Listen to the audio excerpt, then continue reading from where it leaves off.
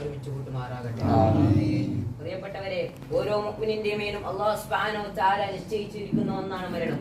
ഓരോ മുഅ്മിനും ജീവിച്ചത് മുതൽ മരണം വരെയുള്ള എല്ലാ കാര്യങ്ങളും അവന്റെ 7 കിതാബിൽ എഴുതിയിരിക്കും.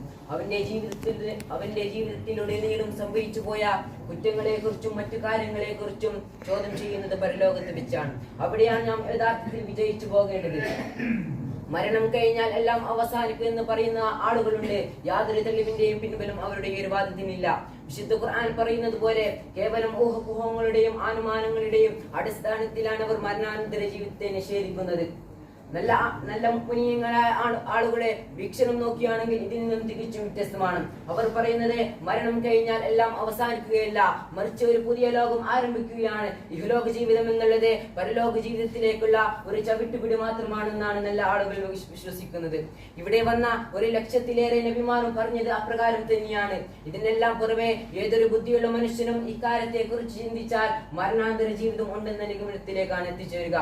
ഒരിക്കൽ മരണത്തെ പറ്റി മഹാനായ നബി സല്ലല്ലാഹു അലൈഹി വസല്ലം തങ്ങൾ പറയുകയാണ്, വാളുകൾ കൊണ്ടുള്ള 300 വെട്ടുകളേക്കാൾ വേദനാജനകമാണ് മരണാസമയത്തുള്ള വേദന.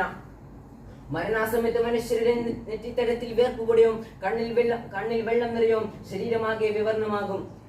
ഈ ഭയാനക രംഗങ്ങൾ കാണുമ്പോൾ മരണാസന്റെ കണ്ണുകൾ മഞ്ഞളിക്കും. അല്ലാഹു സുബ്ഹാനഹു വ തആല മരണാസമയത്തുള്ള വേദന അല്ലാഹു സുബ്ഹാനഹു വ തആല ലഘൂകരിച്ചു തരുമാറാകട്ടെ.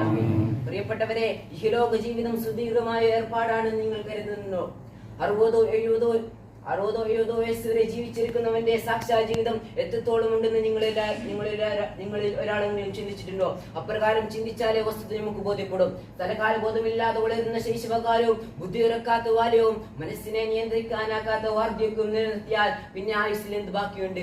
വളരെ കുറച്ച് വർഷം മാത്രം. ആ വളരെ കുറച്ച് വർഷത്തിൽ തിന്നും കുടിച്ചും മതിച്ചും ഉറങ്ങിയും നടന്നാൽ പാരത്രിക ലോകം ഭയാനകരമായിരിക്കുന്ന കാര്യത്തിൽ യാതൊരു സംശയവുമില്ല. പ്രിയപ്പെട്ടവരെ, പരലോകത്തിലേക്കുള്ള യാത്രക്കാരാണ് നമ്മൾ. ആ യാത്രയിൽ അല്പം വിശ്രമിക്കാനുള്ള ഒരു ഇടത്താവളം മാത്രമാണ് ഈ ഒരു ദുനിയാവ് എന്നുള്ളത്. പ്രിയപ്പെട്ടവരെ, ഞാൻ പറഞ്ഞു വരുന്നത് ഇവിടെ ദീൻ പുലർത്തിയത് ആരാണ്? അവർ സഹിച്ച ത്യാഗം എന്തൊക്കെയാണെന്ന് നമുക്ക് ഓർമ്മയില്ല. പോകട്ടെ, നമ്മെ പഠിപ്പിച്ച് പരിപാലിച്ച നമുക്ക് എല്ലാം അനുഗ്രഹം തന്ന അല്ലാഹു സുബ്ഹാനഹു വ തആല നമുക്ക് ഒരു ദിവസം ഒരു നേരമെങ്കിലും, ഒരു മണിക്കൂറിൽ ഒരു നേരമെങ്കിലും നമുക്ക് ഓർക്കാൻ സമയമുണ്ടോ? അതിനുവേണ്ടി ഞാൻ സമയം കണ്ടെത്താറുമുണ്ടോ? അതിനുവേണ്ടി ഞാൻ സമയം കണ്ടെത്താറുമില്ല. പ്രിയപ്പെട്ടവരെ, ഒരു സമയത്ത് നമ്മളൊക്കെ മലക്കുൽ മൗത്ത് അസ്രായിൽ അലൈഹിസ്സലാം വന്ന് റൂഹ് പിടിക്കുന്ന സമയത്ത് നമുക്കൊക്കെ ഒരു സമയമുണ്ടാവും. ആ ഒരു സമയത്ത് നമ്മുടെ കുടുംബമോ നമ്മുടെ സ്വത്തോ ഒന്നും നമ്മുടെ കൂടെ ഉണ്ടാവില്ല. മറിച്ച് നമ്മുടെ കൂടെ ഉണ്ടാവുക നാം ഇവിടെ ചെയ്ത് കൂട്ടിയതായ അമലുകൾ മാത്രമാണ്.